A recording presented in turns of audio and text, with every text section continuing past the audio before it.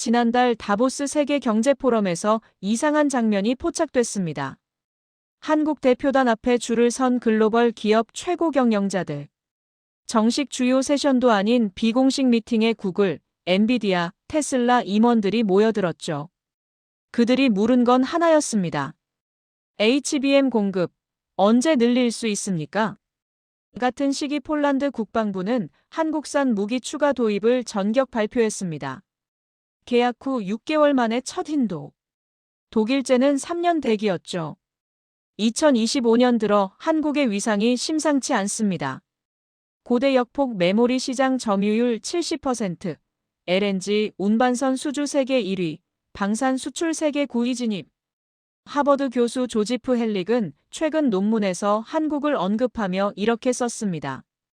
고신뢰 사회가 기술 혁신과 만났을 때 나타나는 드문 케이스라고요.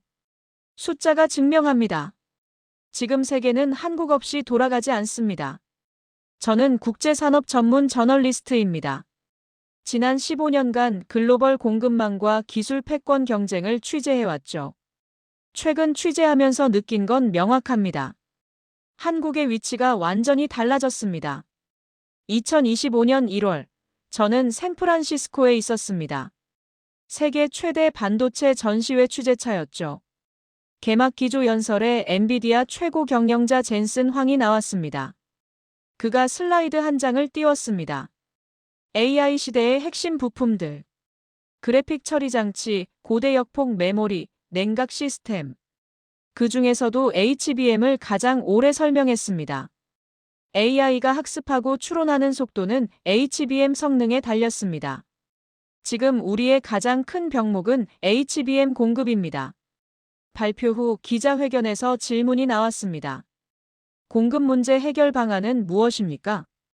젠슨 황이 잠시 머뭇거리다 대답했습니다. 한국 파트너들과 긴밀히 협력하고 있습니다. 그들의 생산 증설 계획을 지원하고 있죠. 한국.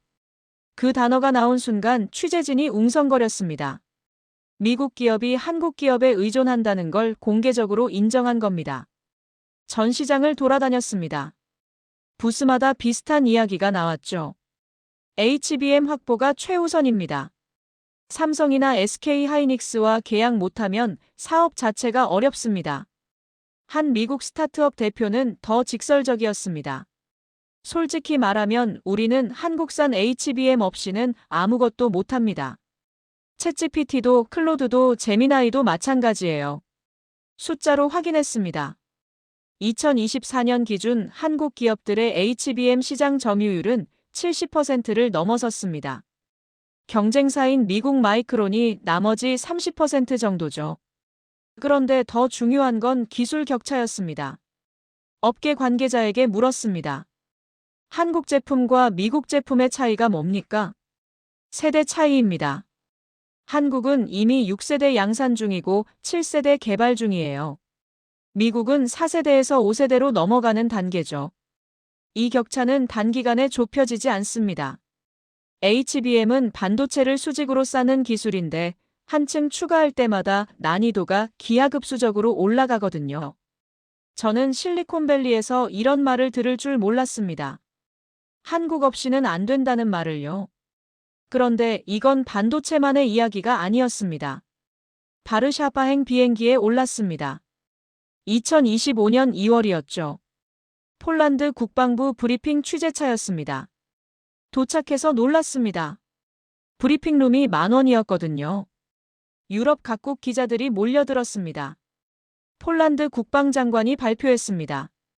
한국산 K2 전차 추가 180대, K9 자주포, 212문, 천궁 방공 미사일 58기 도입을 결정했습니다. 총 계약 규모는 120억 달러입니다. 기자들이 술렁였습니다. 어마어마한 규모였죠. 질문이 쏟아졌습니다. 왜 한국산을 선택했습니까? 유럽이나 미국 제품도 있지 않습니까? 장관이 단호하게 대답했습니다. 납기입니다. 한국은 6개월 내 첫 인도를 약속했습니다.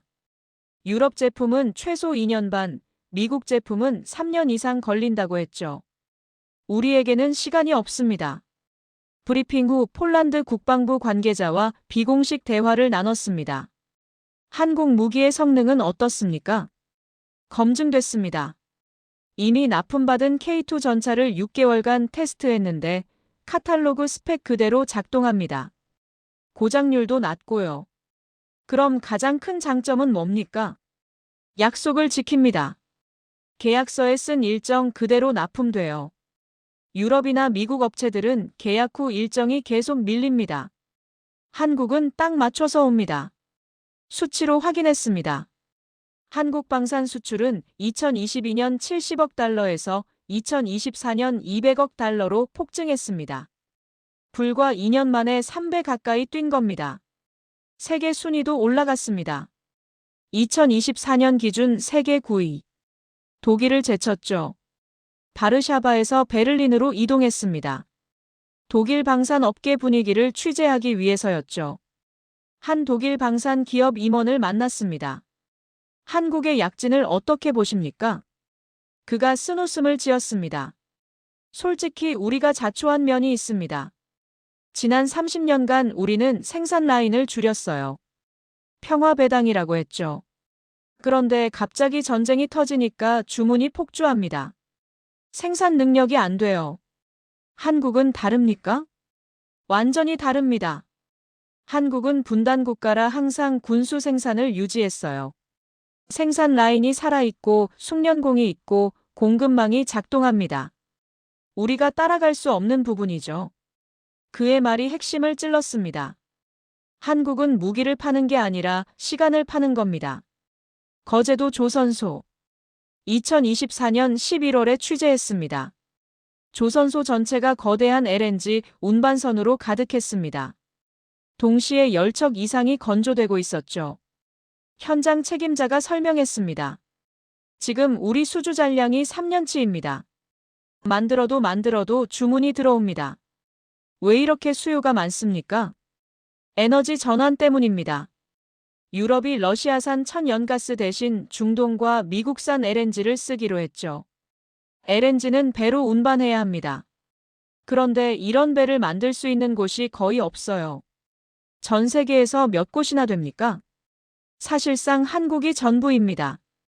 중국도 만들긴 하는데 초대형 LNG 운반선은 아직 기술 격차가 있어요. 안전성 문제 때문에 유럽 발주처들은 한국산을 선호합니다. 숫자가 증명했습니다. 2024년 기준 한국 조선소들의 LNG 운반선 수주량은 전 세계의 70%를 넘었습니다.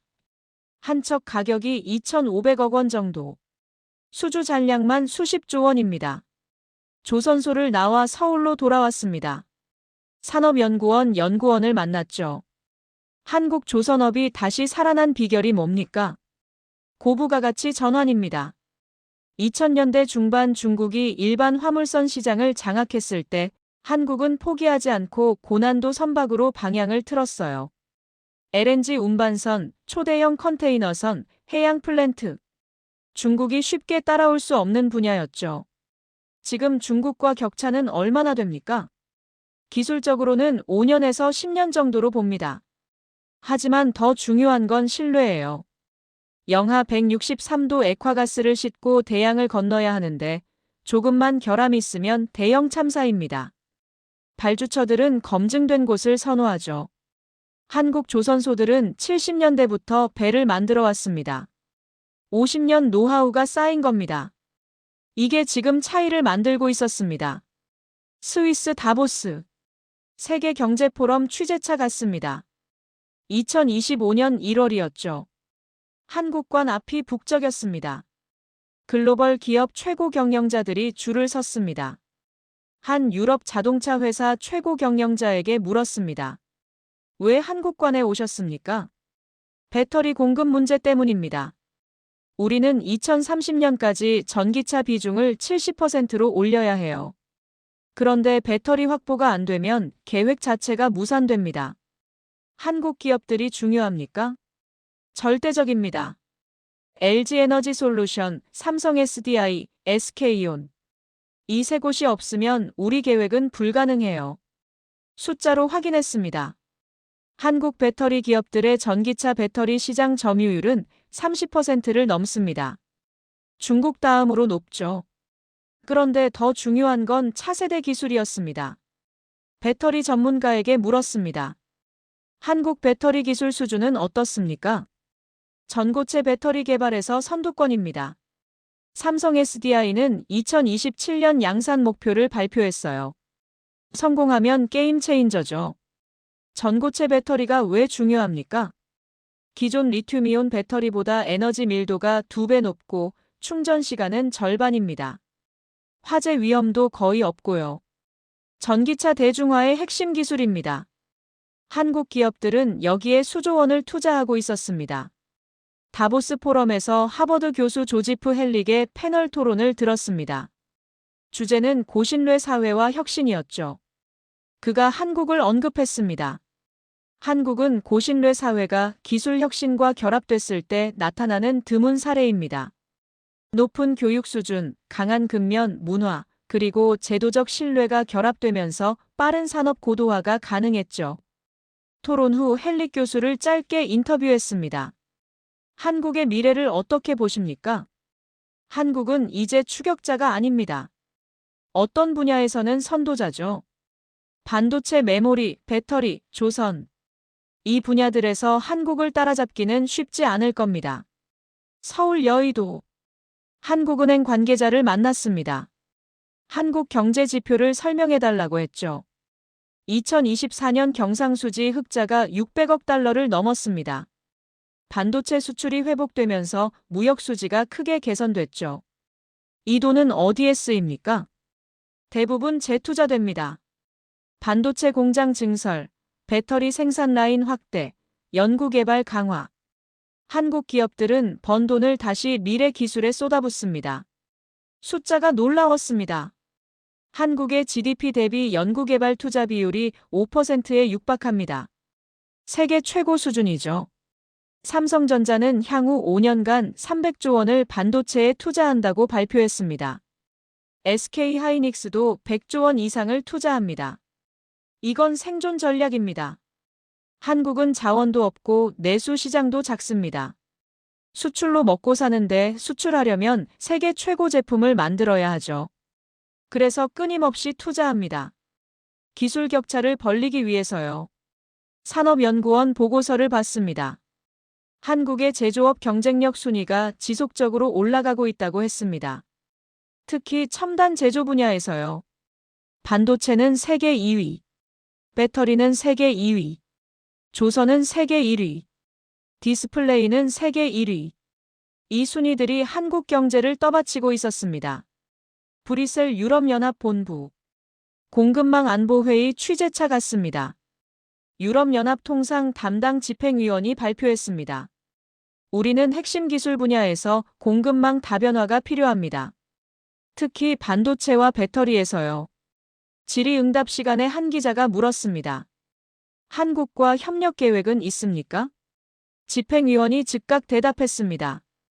한국은 우리의 핵심 파트너입니다. 반도체 공급 안정성 확보를 위해 한국 기업들과 긴밀히 협의 중입니다. 회의 후 독일 경제부 관료와 대화했습니다. 유럽이 한국을 어떻게 보고 있습니까? 솔직히 말하면 부럽습니다. 한국은 제조업을 버리지 않았어요. 우리는 금융과 서비스로 갔는데 지금 보니까 제조업이 국력의 핵심이더군요. 유럽도 제조업 강국 아닙니까? 명목상 그렇죠. 하지만 실제로는 생산 기반이 많이 약해졌습니다. 반도체는 거의 전량 수입이고 배터리도 마찬가지예요. 한국은 다릅니다. 직접 만들죠. 그의 말이 핵심이었습니다.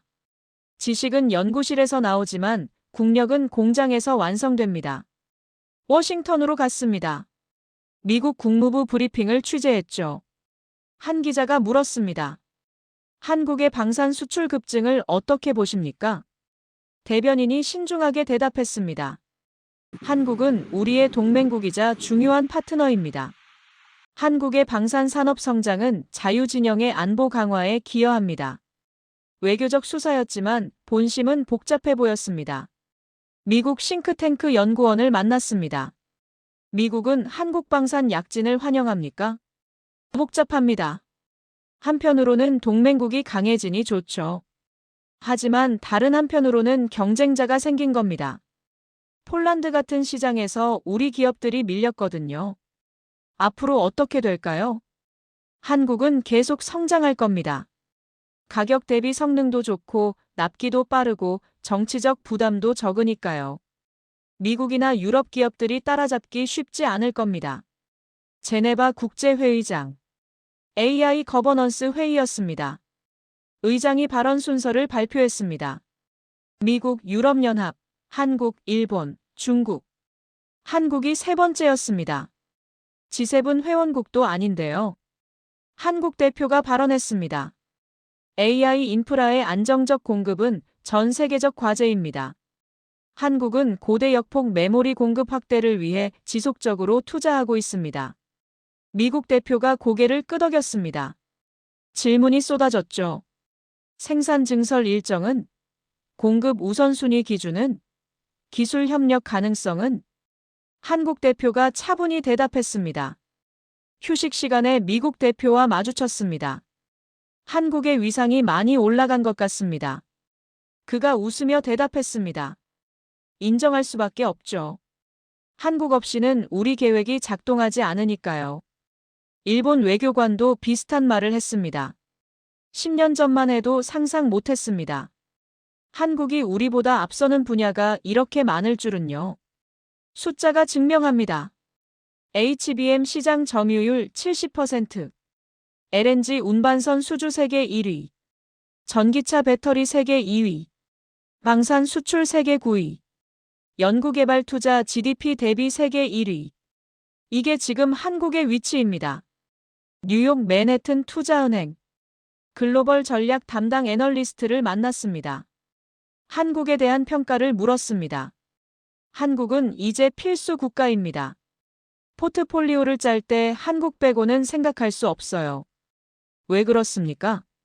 반도체, 배터리, 조선, 방산. 미래 핵심 산업에서 한국이 없으면 공급망이 작동하지 않습니다. 투자자들이 이걸 압니다. 한국의 미래를 어떻게 봅니까? 계속 성장할 겁니다. 왜냐하면 한국은 번 돈을 다시 기술에 투자하거든요. 이 선순환이 깨지지 않는 한 한국의 위상은 더 올라갈 겁니다. 서울로 돌아왔습니다. 석 달간의 취재를 정리했죠. 결론은 명확했습니다. 한국은 더 이상 추격자가 아닙니다. 어떤 분야에서는 선도자죠. AI 시대의 핵심 공급자. 에너지 전환의 필수 파트너. 안보 위기에 신뢰할 수 있는 공급원. 세계가 한국을 필요로 합니다. 10년 전만 해도 한국은 G7 뒤에서 따라가던 나라였습니다. 지금은 다릅니다. 어떤 회의에서는 G7보다 먼저 발언합니다. 이게 국력입니다. 군사력이나 경제 규모가 아니라 세계가 당신 없이는 돌아가지 않을 때 생기는 힘이죠. 한국이 지금 그 힘을 갖기 시작했습니다. 앞으로 어디까지 갈까요? 아무도 모릅니다. 하지만 한 가지는 확실합니다. 세계는 이제 한국에게 묻습니다. 당신들의 계획은 무엇입니까? 이게 바뀐 세계입니다. 이제까지 감동의 대륙이었습니다. 구독과 좋아요 부탁드립니다.